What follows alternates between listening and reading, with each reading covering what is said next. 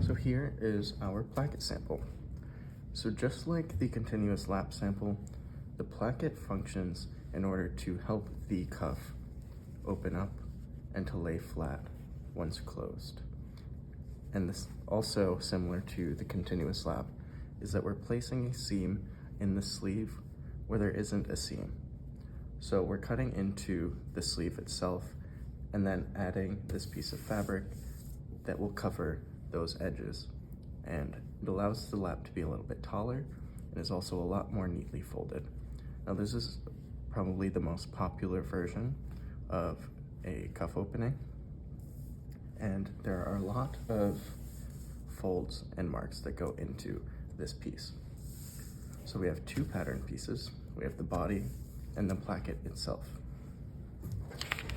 Now for the body, this looks pretty familiar, right? This is basically the same shape that we used to place the seam into our continuous lap sample.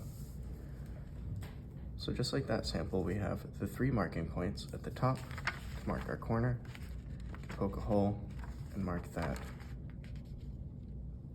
directly into our pattern piece. Then we have 3 notches at the bottom of this column. You can notch directly into that, about 1/8 of an inch.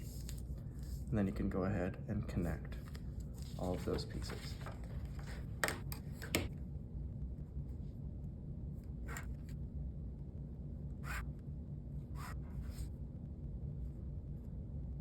Go. Now this body piece is all set.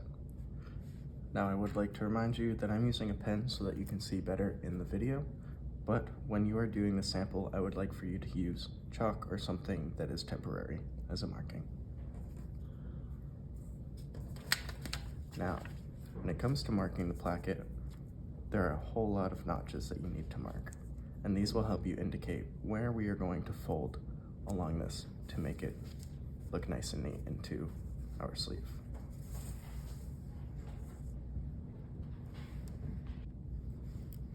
So we have 7 notches along the bottom. These 3 here are the same as these 3 notches here. And all of those notches will match up when we go to sew on our placket to our sleeve. There are also the 3-point notches up here that will also line up with that point on the sleeve. So you can go ahead and poke holes into those 3 points, mark those, clip those 3 notches, and then go ahead and clip all of the other notches marked on these fold lines. You're also going to need a notch here, and that will help remind you where the fold cube is at the top.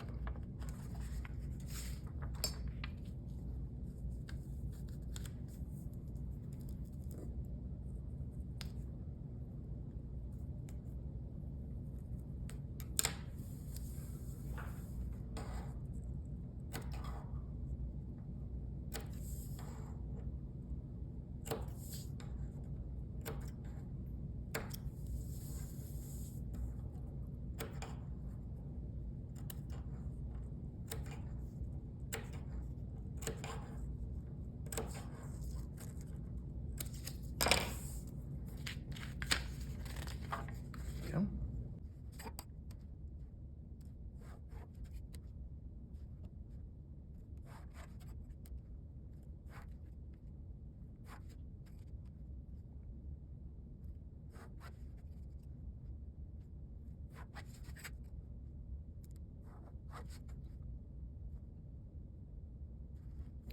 There we go. We have all of our margins marked, all of our notches connected. We are ready to begin. We're going to start by lining up the tall column of the placket onto the tall column of the body. So we can start by lining up those 3 notches at the bottom of the column with the 3 notches on the body, just like that. We can pin this in place. And then we want to continue to line up that column all the way to the top, just like that.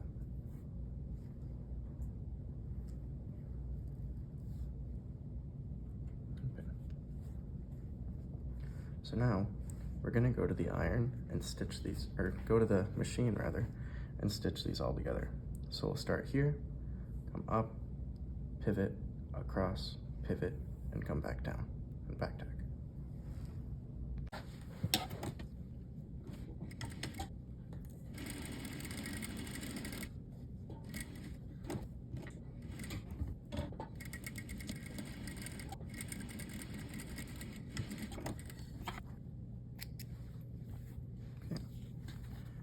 Those are stitched together.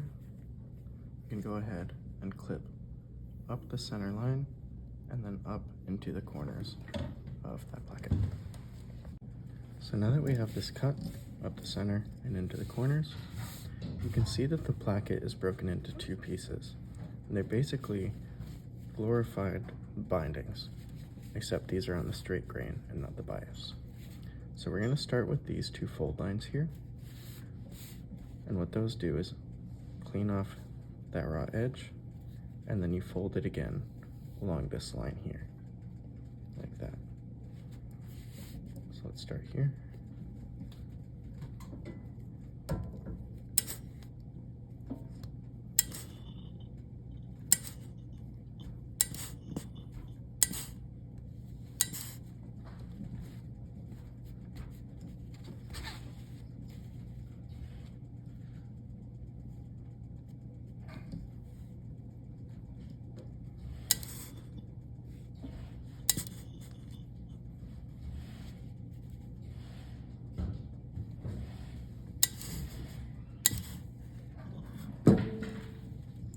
So I've creased along those lines.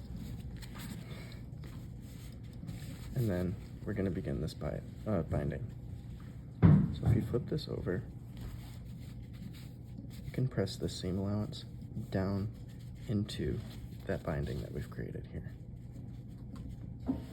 Just like this. Always double check on the other side.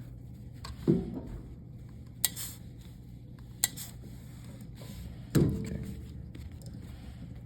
Now we can go ahead and bind. So fold this over so that this folded edge comes past that stitch line. Just like that. And you can see that once you get to the top, part of this is still stuck on the other side. Now what we're going to do is fold that over and pull this piece to this side. And that will allow us to properly bind this off. Okay, so I'm going to explain that part a little bit more. So these clips that you made up into the corners here, you have to make sure that you get as close as possible without clipping those stitches.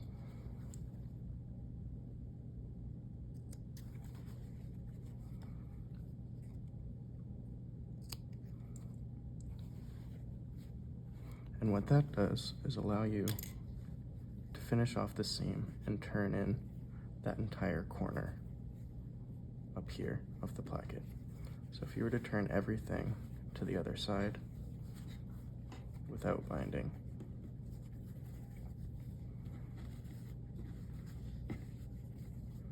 you would want to see a really clean finish up here.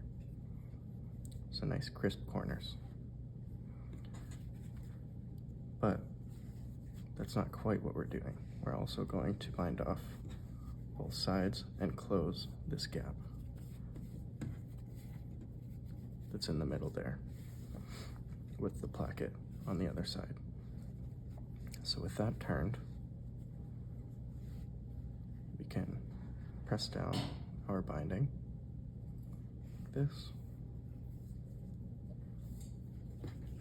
So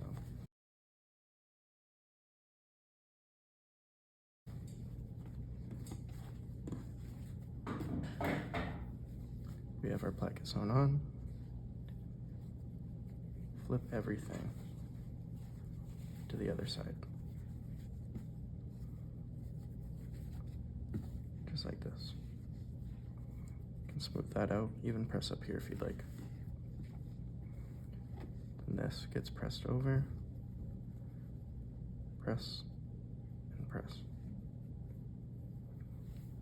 So this side is pressed over a stitch line, and then we're going to stitch in the ditch from the other side. So just like our Hong Kong binding or the continuous lap, we're going to pin directly into that ditch and catch the edge of that fold. And then down.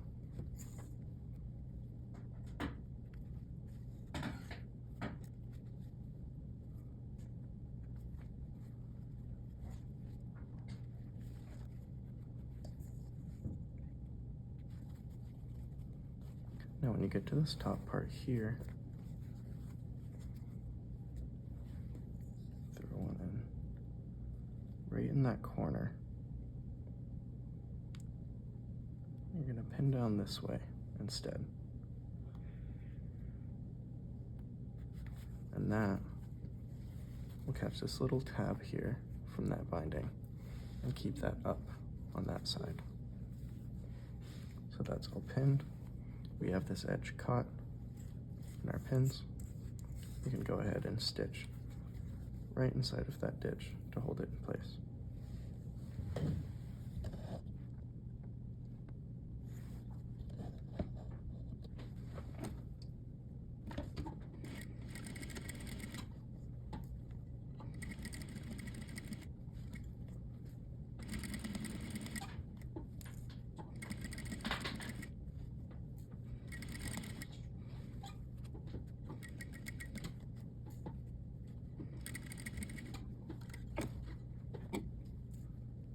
So when we get to this top corner here, we're going to leave our needle directly in that corner, and then we'll pivot and sew directly across.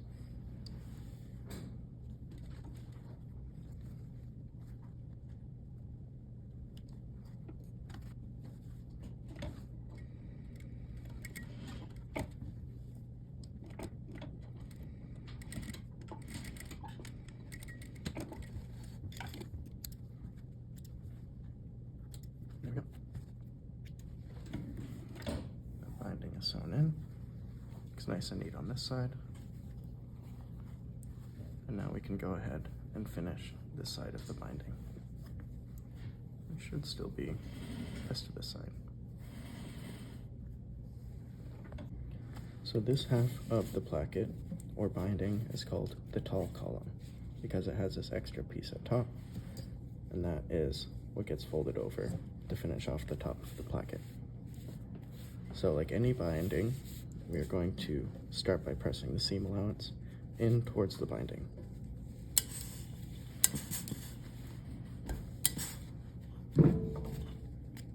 Crisp it. And now we can press in our fold lines. So we got the 1/4 inch.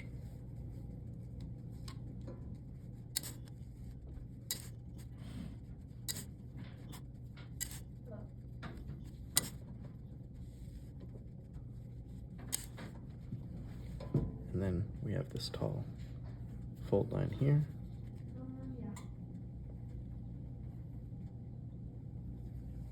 And that is what will bring this fold over your stitch line here. Now you can even use these notches here as guidelines.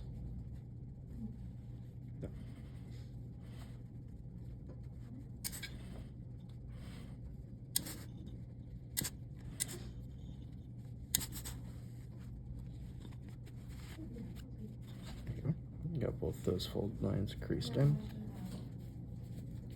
And then we're going to fold down these corners here.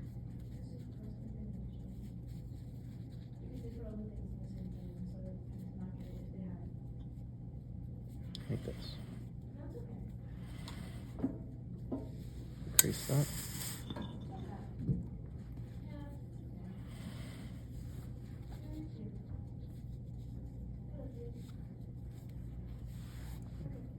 That's a little uneven, but you can go in and fix that as needed.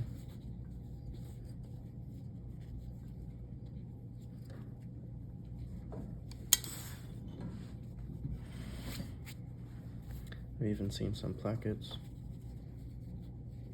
that are folded completely down like this. And over.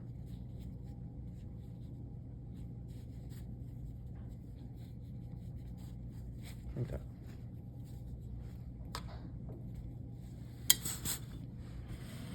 Either one is acceptable, just make sure that you don't see those raw edges poking through like that. So I fixed my lines at the top, made that a nice neat point, and this fold is covering that stitch here. So now we have to do one more stitch, and that will be an edge stitch. So we're going to start here, stitch along the edge, and we'll come up to this point, pivot, pivot, pivot, and come down. Now we're not going to come all the way down because that would lock our placket in place and we wouldn't be able to open it. But we want to come down far enough so that we don't see this raw edge here. So you want to come to the point that's in line with the top of that smaller column of the placket. Place a pin right there as a reference point. And now if you have chalk, you can do a little mark. And you know that you'll come up here, pivot up, pivot down, and then you can come across. You can even sew box like that.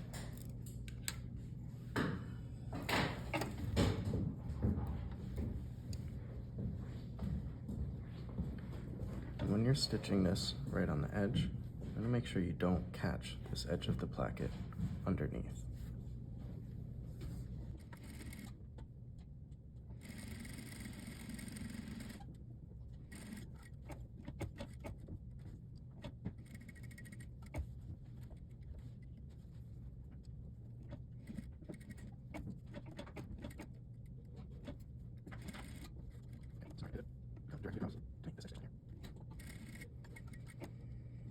And now I usually go across one more time, and that will strengthen the top of this pocket.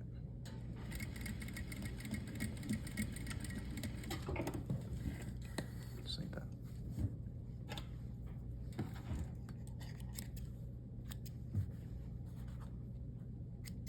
And there we have our pocket.